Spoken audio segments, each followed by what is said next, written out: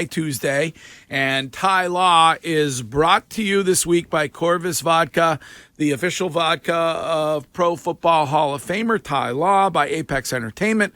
Experience the thrills at Apex Entertainment in Marlboro, by findmassmoney.gov, and by QC Kinetics, the medical industry's leader in relieving joint pain through non-surgical regeneration. Hello, Ty Law. Oh, hello. Good morning, everybody. You know, I'm bearing gifts this morning because the Patriots won. They played some good team ball. So can I bear some gifts real quick? Coco get two. This is the Corvus show. You see I'm rocking it. All right. She get two because she's special. She's well, that's one T-shirt for her and one for her pen pal in prison.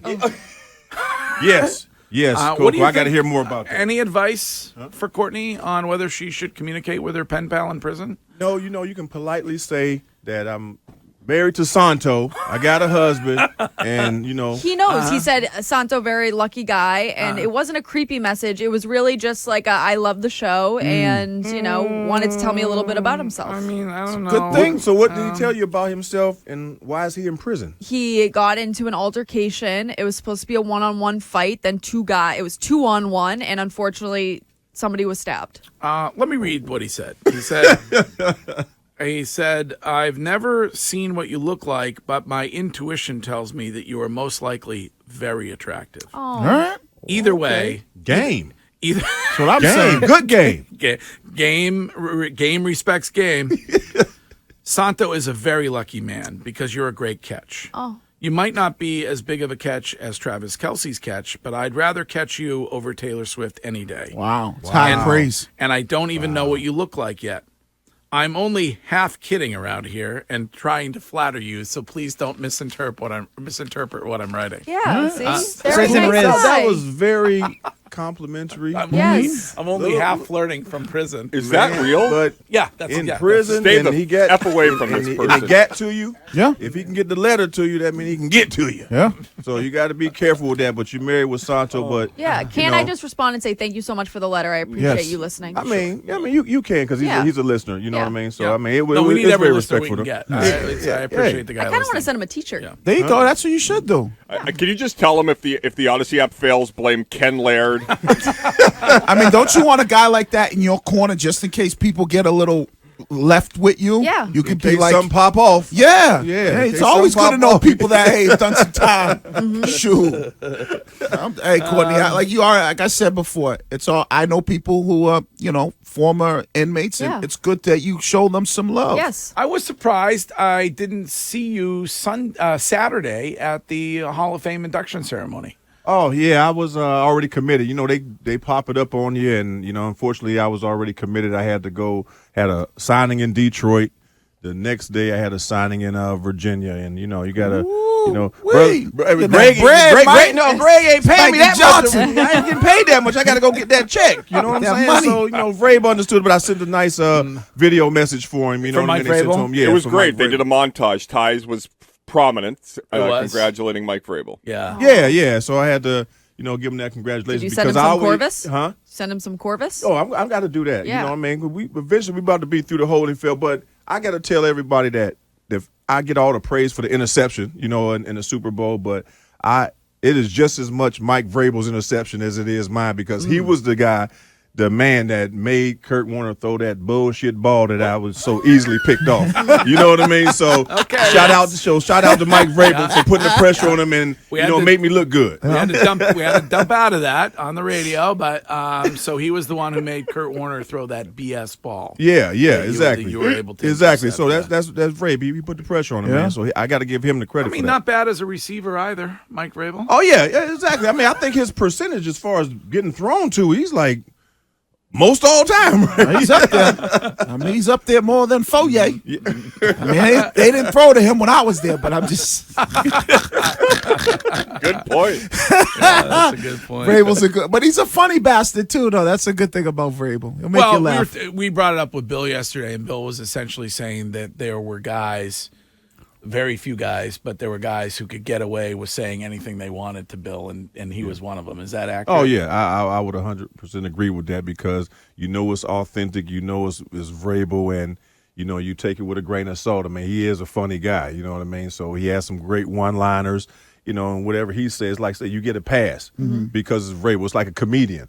They get a pass for saying things that might be maybe a little offensive to others, but they get a pass because of what they do for as a profession. That's why I'm jealous of comedians sometimes, because I sure be wanting to say it, but you know what? You're an athlete. You're held to a higher standard. Right. You can't say that. That is disrespectful. But then again, it is Ty I love Law. me some comedians. Come on, give yourself some props. Yeah, man. I mean, I done played with a few people in my career.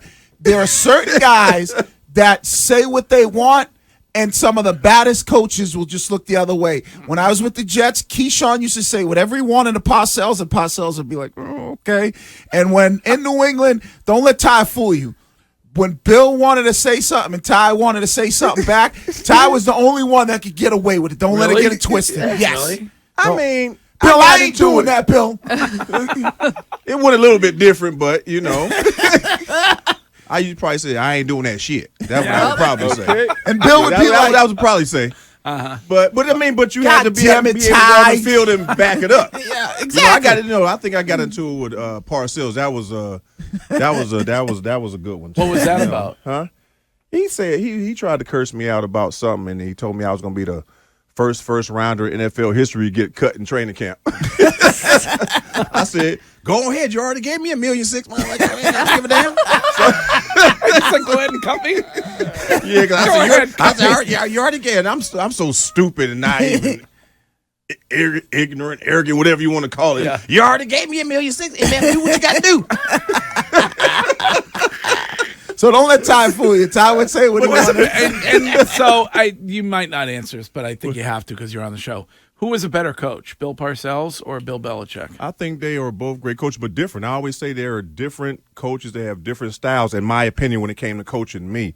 Bill Belichick is the GOAT. Let's put it out there. He's the most accomplished, and you can't take that away from him. But as far as the psyche of how they do things, I think Coach Parcells, he's in the realm of his own as well, because he likes to get up under your skin. He's going to press those buttons, but it can also be intimidating to some.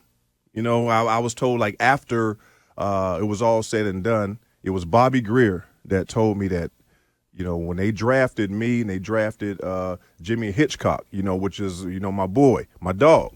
But he said he tries to push those buttons. He said something to Jimmy, and he kind of folded under the pressure. He said something to me, I bit back at him. And he was talking about some of the exchanges that we had. You know what I mean? So that was my personality, and that's what he loved about me. So he tries to see how far he can take you as far as your mental. Coach Belichick is going to put you in the right position. This is what they're going to do. If you can't figure that out and you can't make this play, that's on you, because this is exactly what they're going to do. So from an X's and O's standpoint, no one can touch Bill Belichick, period. But when it comes to the psyche, are you going to run through a wall for him? Right. Are you going to let him get to you? Either Parcells, he's going to make you, or you're going to want to go out there and do everything possible to prove him wrong or run through a wall for him, or you're going to fold up. Right. You're going to go in your locker and cry. You're going to go in your locker and cry. You know what I'm saying? So that's what it is. Can you coach that way in the NFL today with today's player? Probably not with not with the money they make. Because it comes down to that. At the end of the day, they have, it's like the players have just as much power because of the contracts that's being signed, or the social media that's out there, the things that get out there that we normally wouldn't see. Like some of the things that went on in the locker room back then, that was sacred. The locker room's a sacred place. It's no longer sacred. As far as what the coaches say, everyone has to be a little bit watching over your shoulder because somebody got a damn camera out somewhere all the time. You know what I mean? So I'm kind of glad I don't play in this era. If it's different now than the era you played in, where do you fall on Caleb Williams wanting an NFL team that drafts him to give him some ownership? What? Yep. That's what he wants. Whatever team gets him. I mean, they're not going to be able to do it, but he wants ownership in whatever team that drafts him. So he went out on the record and said that? Yes. Yeah. That is not going to happen. You know what I mean? That's not going to happen. No one, because first of all, you haven't thrown a pass, and like I say, I applaud him for trying and put it out there. Ownership is key and everything. Hell, I own everything that I got. But I earned it. You know what I mean? I'm paying for it myself.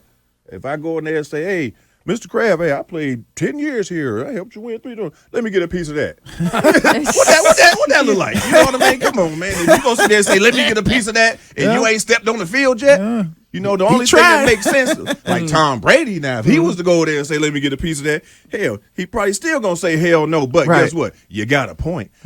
Maybe you might get a listen. You know what I mean? But Caleb Williams, somebody that's not even stepped on the NFL field, that's never going to happen. And see, I think the players, and I've seen Parcells and Bill in action, and Ty obviously knows this.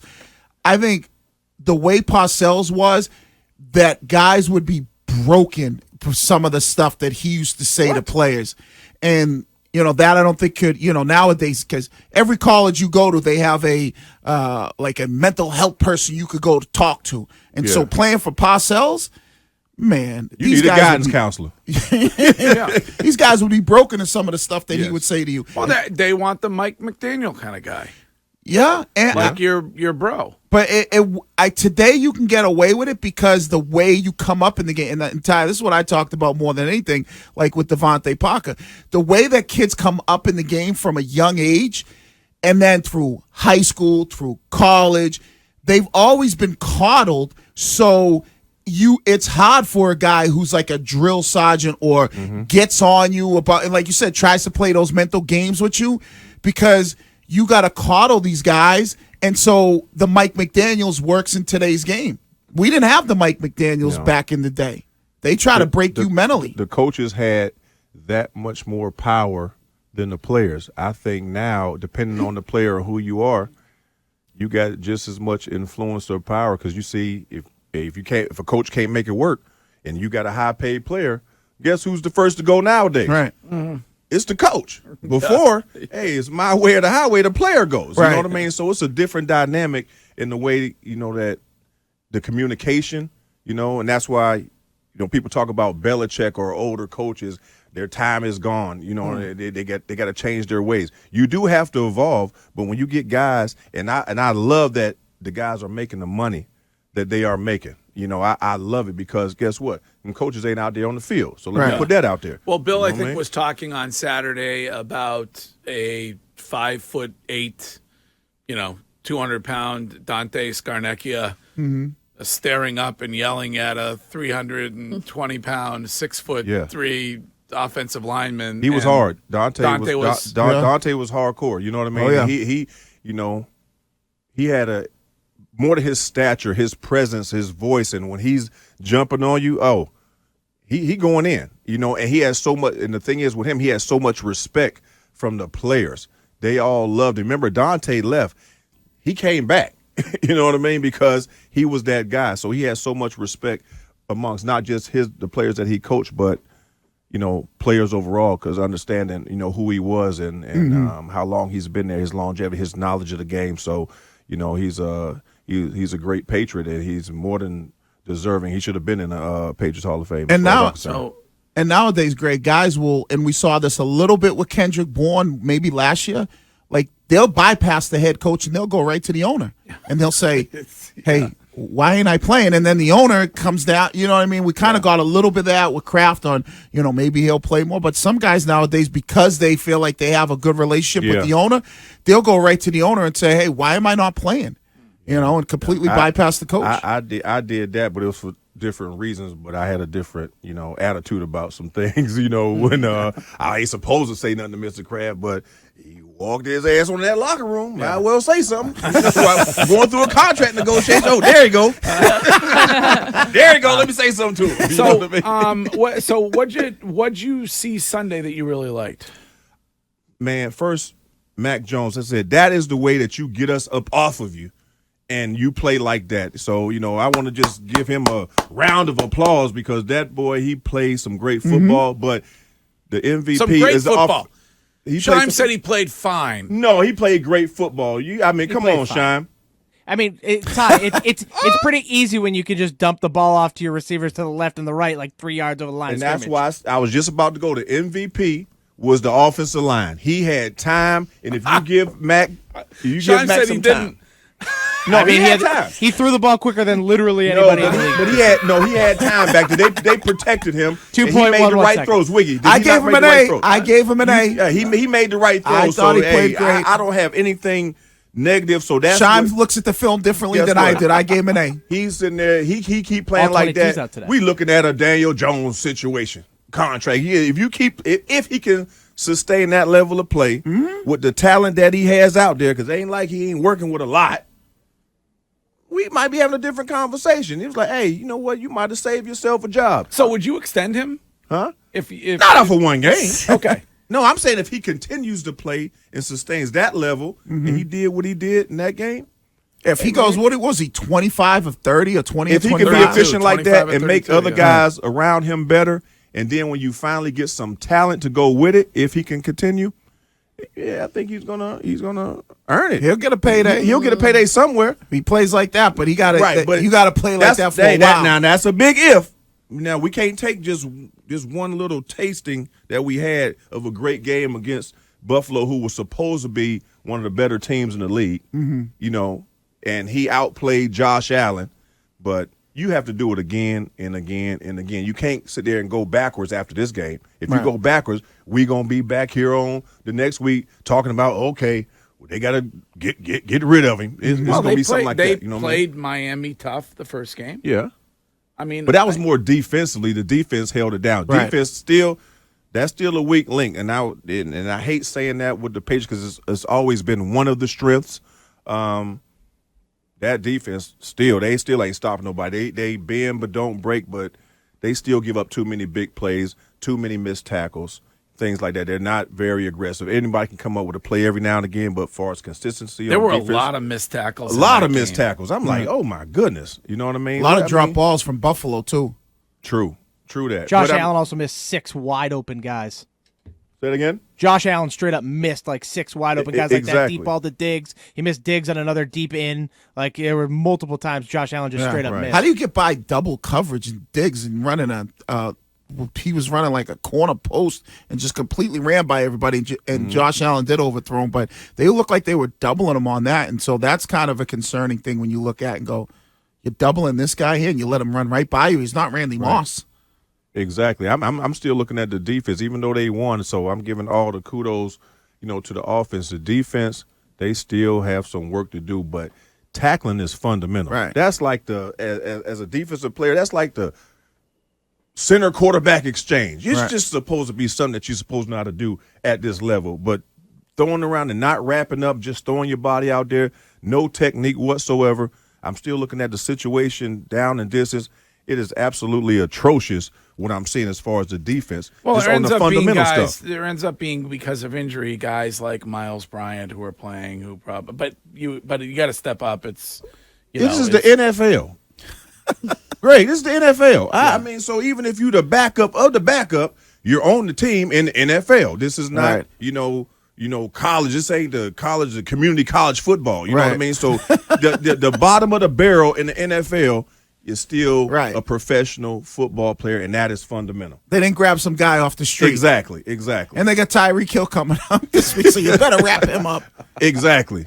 And he's definitely going to be doubled or tripled, or somebody's going to be out there to hit him as soon as he come off the line of scrimmage. Well, this will be a really good test for them because they did play them well at the beginning of the year, but you did have Judon and Gonzalez. Exactly. So and Gonzalez had a pick in that game. Right. And they know it going when they try to throw to Tyreek Hill, and Miami goes, okay, what did we do wrong? So this will be a really good test for the defense, and this will be a good test, like you said, to see if Mac can have another one of those good games, or are we back to seeing what Mac has been the first 6 weeks of the season.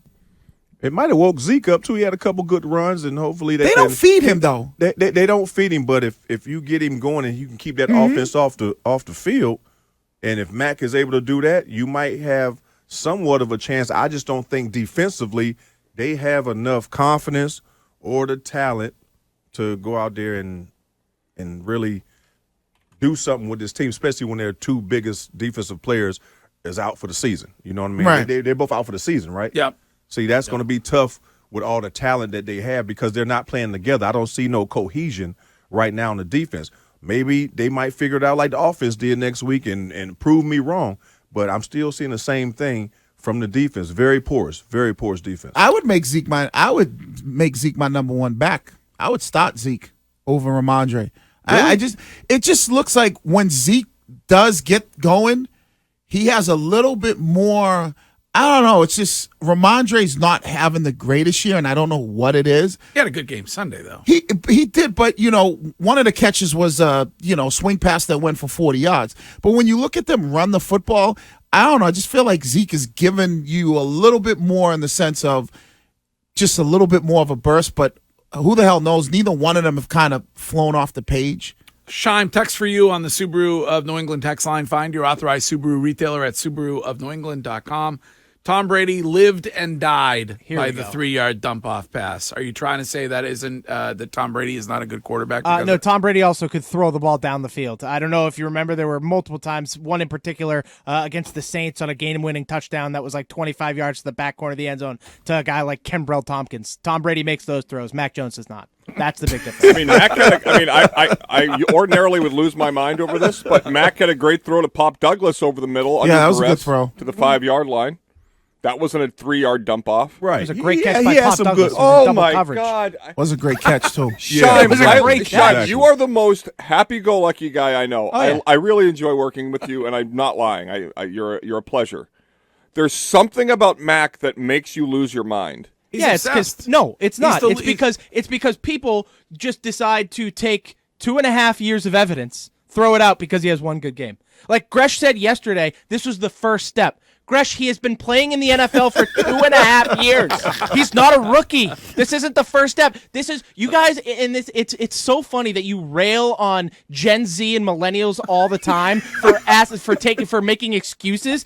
All you do is make excuses for Mac Jones, who has done nothing for 2.5 years. Right, but can't you praise him when he does a good game? Blind squirrel finds a nut every once in a while, Ty. Daniel Jones won a playoff game. Like, what are we doing? Hey, man, you got to give him props. Give credit where credit's due. I mean, he has such an efficient game, man. You got to give him credit for that because, like I said, it ain't like he has the most talent out there that he's working with. Well, they don't care about that. The haters don't pay. That doesn't matter what the talent he has. Doesn't matter who he's throwing the ball to. Doesn't matter. Well, you hurt your point of view when things go well and you don't actually describe things going well. In other words, you have had ample opportunity to rightfully rip Mac Jones. He's been really bad most of the year. But if you say he's still bad when he's good, your opinion loses credibility. I said he played fine. I didn't say he played bad. He didn't play fine. He played really well. He played better than fine, Cham. Come on, Did he have a great? What was his QBR? Like 1-something? 126 or something like that. Yes. And if it's What was it, Shime? Pulling it up. It was 126. Thank Nailed you. it. Well done. man, Football so you guy. can't tell me, hey, Greg Hill, exactly. Professor. If that's in the Super Bowl, you got MVP. What's his QBR on the season? Did he have a good throw to Devontae Parker that was in his fingertips in the Raiders game? Yep, and I gave him credit for that right after the game. I said that was the best throw Mac has ever made in his career. I said that. And I give him credit when credit is due. It's not due.